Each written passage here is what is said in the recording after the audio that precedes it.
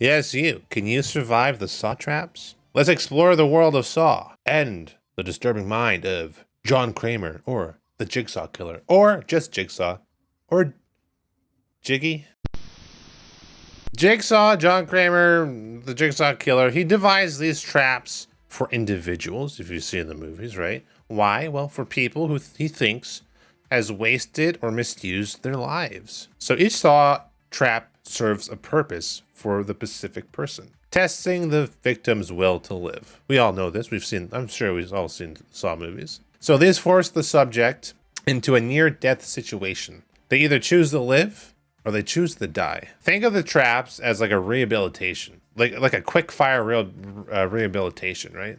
But instead of a clinic and people trying to help you, it's a man and his puppet, pretty much. Strapping these devices to you or putting you through a series of trials. Either your balls are vice gripped and ready to be torn off, or do you have what it takes to get a new lease on life? So I was going through all this, and there's like a ton of different types of traps. Now, I didn't realize how many different traps there were. And I did have an issue with Saw and his traps because they got to a point where these traps just served as a purpose just to kill people. You know what I mean? Like, you watch it, and you're just like, that seems like is really difficult to get out of. I feel like that trap is just going to kill you anyways, no matter what you do. But there are different types of traps to kind of explain that. So standard traps, devices or scenarios applied to a victim, usually with the effect of killing the test subject if not removed by completing a given task within a specified time period. There are some traps, however, that are rigged to be impossible to escape. So those are the standard traps, right? Series, you get a time. You got to beat this within 2 hours. You got to escape or else you're dead. Which, watching Saw 1, all the traps are just your standard traps. Although there's some booby traps, like the shotgun that kills the officer dude. Competition traps are another type of trap. So these traps involve 2 or more victims who can pass their tests individually, but only at the expense of other victims in the trap. Only 1 or 2 people are able to survive these tests depending on how many people are involved in a trap of this type. So it's pretty much like it says, it's a competition. Now if there's 5 people, either 1 or 2 of you can make it to the end. Usually it's just 1. Tests. Test trap. Games that involve a victim being given rules, or more accurately instructions for a specific task. The outcome of the test is affected by whether or not the victim follows the rules and wins or breaks the rules and loses. Losing usually results in the death of the character or some other sort of loss, such as suffering serious injuries or causing the deaths of loved ones and friends. Like in Saw 1, a guy who he thought was Jigsaw, scrawny looking guy that was holding the family captured, that was his test.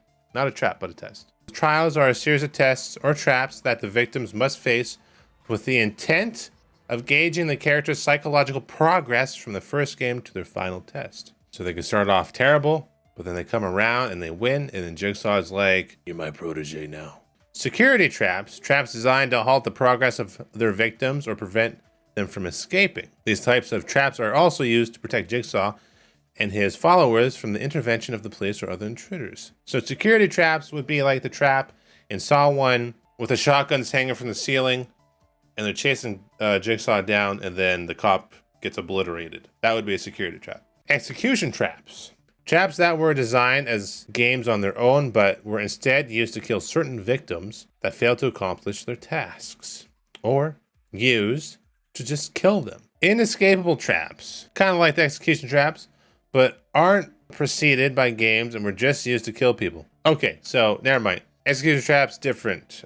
So these are the traps that are used to kill people. These traps were not designed by John Kramer, as it goes against his ideology of giving every person a chance to win his or her game. So many of the games involved rigged areas where people must escape, especially the trial traps. They are rigged. These traps are rigged in a way that ironically reflect the character's flaws. They must perform dangerous tasks. They must mutilate their bodies in order to win or harm others to escape. You can't be afraid of kind of like, killing somebody. Pushing the human spirit and oneself to the breaking point is what Saw is all about. Believing in second chances, but you gotta earn that second chance. Each Saw movie has a series of traps. So we're gonna go through Saw 1. First Saw movie, they have quite a few traps in this. Let's take a look at the main trap of the movie, the one trap that the movie revolves around.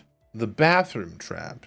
The victims of this trap were Adam Stanheight and Dr. Lawrence Gordon. Both of them were chained by their ankles to the pipes in the corners of a dilapidated industrial bathroom. Gordon had until 6 o'clock to kill Adam, and Adam had to just survive. If Gordon didn't kill Adam by 6 o'clock, then his daughter and wife would be killed. So this trap took several months to put together, several months to prep. They had to find the right people, they had to find the right location. With the help of his accomplice, Amanda Young, who you might know, first victim, reverse bear trap, who helped with abducting Dr. Lawrence Gordon with the pig mask, and photographer Adam Stanheight, who was like the little weird shady dude. They're knocked out, and then they awake in this place. So that's the bathroom. They changed to the pipes to the rusted pipe. So we have the bathroom up there. We have the dude, the dead body, and then the rusted pipes.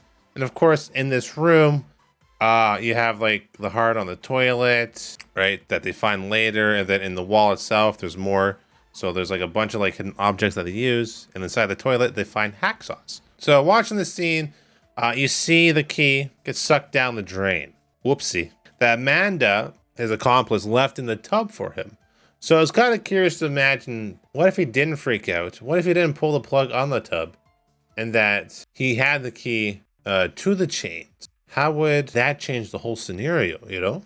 So they find saws, their feet are chained to these rusted pipes, and they must either find a way out or free themselves from their shackles, you see what I'm saying? By sawing off their foot. Also, there's a lighter, there's a cigarette, there's a cell phone in this one, and the blood on the floor is poison. Now remember that the guy in the middle of the room, Jigsaw, is looking over everything. He's not dead, he's alive. And throughout this movie, they do get tased, and it's coming from him, who can hear and see everything pretty much, so that they do not cheat. Adam's tape says that he must survive, while the doctor's tape says that he must kill Adam before 6 o'clock, or else his wife and his kid dies.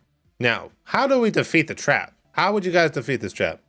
You only have until 6 o'clock, or else your loved ones die, or your dog gets shot or some shit, right? Kick the shit out of the pipe. You could try. Pretty thick pipes. Definitely try. I mean, you're barefoot. Why not? Maybe the pipe will give way, and then you're released. So in this scene, they use the saw to try and cut through the chain, which is a really, really thick chain, and the lock is really, really thick as well. Good luck cutting through that thing. There is a right way to beat this. One way, if you do pay attention in the scene, the pipes are rusted. Now, rusted pipes are really weak, especially when it comes to sawing. It's like sawing through butter. So one way is, instead of using the saw to chop your leg off, because you're cutting through flesh, you're cutting through bone, which is pretty thick. I'd say bone is stronger than that rusted pipe there. So why not take the saw through the rusted pipe, pull the chain off, you're good. Then you take the chain, and then you whip the other dude with it until he dies. Or some shit, I don't know. So that's one way. That is one way. Another way is to use the toilet seat to smash the lock. You know, brute force can work on padlocks. You know, padlocks aren't the strongest. I mean, some are. I don't know, those ones, you might be able to break through with the toilet seat. Another way, instead of like sawing off a bigger part of your leg, you just saw off like, I don't know, a little chunk of your heel. Depending where it's locked around, you know, if you just saw off the back of your heel, might be painful. You might be able to get the shackle off. So that is what I found to be the way to escape the bathroom. This one, probably not the most well thought out of the bunch, honestly. The razor wire trap. I feel like this one wasn't really well thought out by John Kramer. The victim of this trap was Paul Leahy. He was trapped almost entirely naked in the back part of a basement. The largest part of the area was surrounded by a fence. The door leading out of the basement was located at the end of the maze. The area in which Paul woke up was filled with countless tightened skeins of razor wire. Paul had to find a way through this maze of razor wire, eventually get to the hole in the fence in order to escape, but he only had 2 hours to escape. So this is a standard trap Paul was put in. Why was he put in this? Well, unsuccessful attempt at a suicide. This is a weird one. Like, guy tried to slit his wrists, tried to die by suicide. Jigsaw takes a man who might already be mentally unstable and puts him in this razor wire trap, thinking he's gonna try to escape. I feel like they didn't really like portray this correctly.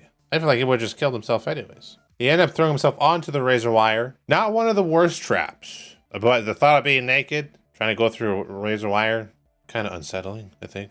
So how do you escape? Proper way to use the underwear that you're wearing to push the razor wire out of the way.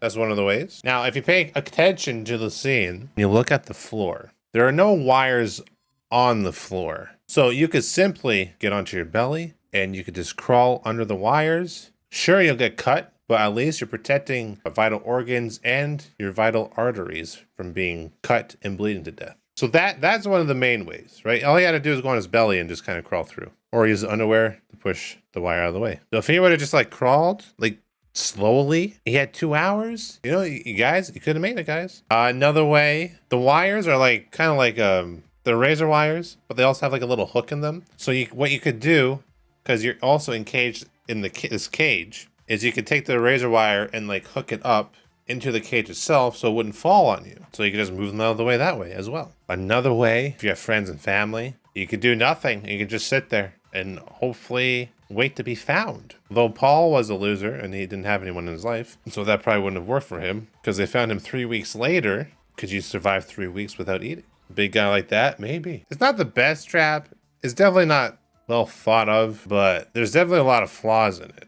Let's get into the next saw trap, the flammable jelly trap. So this trap is a standard trap. This trap was the end for Mark Wilson, Mark Wilson being the guy who was put into this trap. So what is this trap and what did Mark have to go through? So you put yourself in his shoes. You skip work. Jigsaw sees that, doesn't like that, so he kidnaps you. So a lot of people think Mark Wilson skipped out on work. Because his whole thing is that he would fake sick, not going to work, but he was perfectly fine, you know, going other places. So a lot of people just thought that he was just skipping work and Jigsaw put him in this trap because of doing that. But there's more of a backstory to this, in that he was actually committing fraud against his health insurance company, saying that he was extremely ill. So therefore, getting this big payout of money so he didn't have to go back to work. But he was totally fine. So he was faking an illness. Put yourself in his shoes, right? You wake up, you're in a dark room, you're naked, and your body is covered in a jelly-like substance. But then you find out that, oh shit, it's flammable. That's not cool. And you only have light from a candle source. So you gotta be careful. That touches you, you're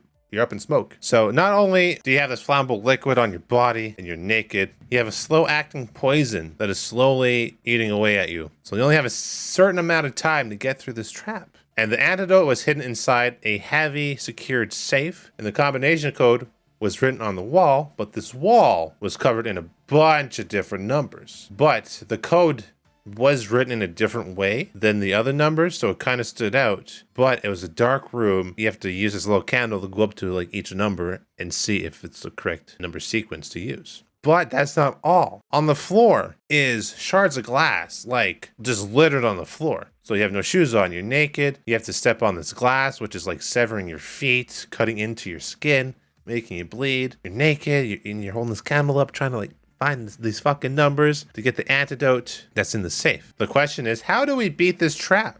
I'd like to hear what you guys have to say. Are you poison? You can lick the jelly off yourself? I mean, how flexible are you? Could you get to every crease on yourself? Feel like my first step would be to shuffle my feet to walk rather than step. Yep. Shuffle. Try and make a little path for yourself. Hold the candle far away while keeping steady hand, walking carefully on the glass. Piss and use my piss to wash off my Jigsaw jizz. You know what? That's actually not a bad idea. Wait, is piss flammable? No, it's not. I didn't say that. It's fine. So you pee in your hands. You're naked. You pee on your hands, and you just kind of like wash. I mean, you pee a little bit, right? Not the whole thing. And you kind of like wash it off. And then you dilute it with water. If you dilute any substance with water that's flammable, it's not going to light.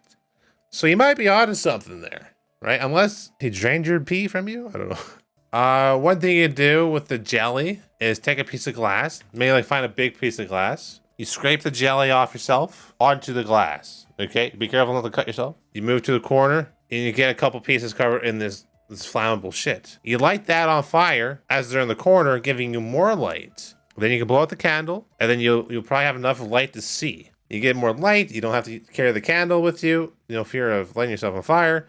Then you can piss on yourself, wash that shit off. You have light. How desperate are you to escape? Now, let's get to everyone's favorite, probably the most well-known trap, would be the reverse bear trap. So Amanda Young was put into this trap, who would later become the apprentice to Jigsaw. This trap is a standard trap that we discussed, but also can be used for execution trap, or inescapable traps, right? Which this was used on somebody else as an inescapable trap. So also known as the reverse bear trap, also known as the jaw trap, or the jaw splitter. I think the reverse bear trap just sounds way more gnarly. So why was Amanda picked? Well, she had an addiction to heroin. She became the target of Jigsaw. The trap was a mechanical contraption that was attached to the victim's head, as you see right there, and secured with a padlock, so they couldn't open it, couldn't take it off. A timer was attached to the back of it. Usually the victim had 60 seconds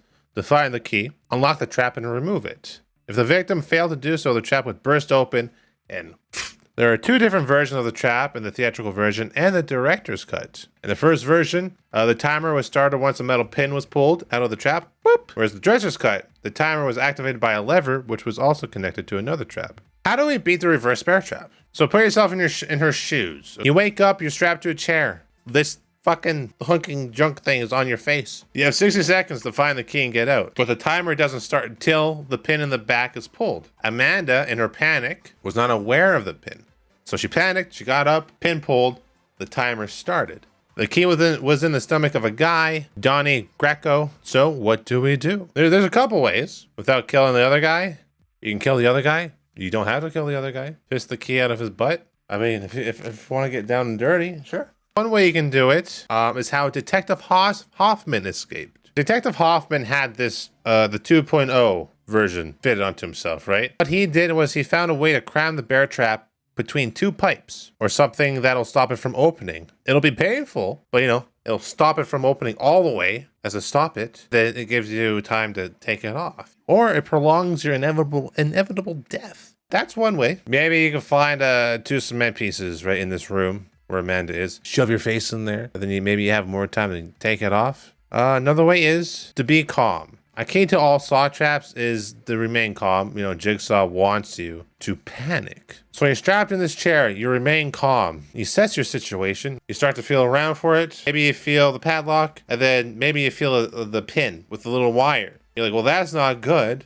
So what can you do? You detach the wire from the pin, keeping the pin inside the timer so it doesn't go off. So once that's detached, well, then you can get out of your seat, and then you have infinite amount of time to figure out what to do next. If you can keep that pin inside the timer, you're fine. It's just as the pin gets pulled out, well, you're fucked. Or it's a waiting game, because the guy is still alive. He has the keys inside his bowel, right? Maybe you wait for the drug to wear off so he can take a shit, and you have your key. Then you both survive. I mean, moral is everyone deserves a second chance.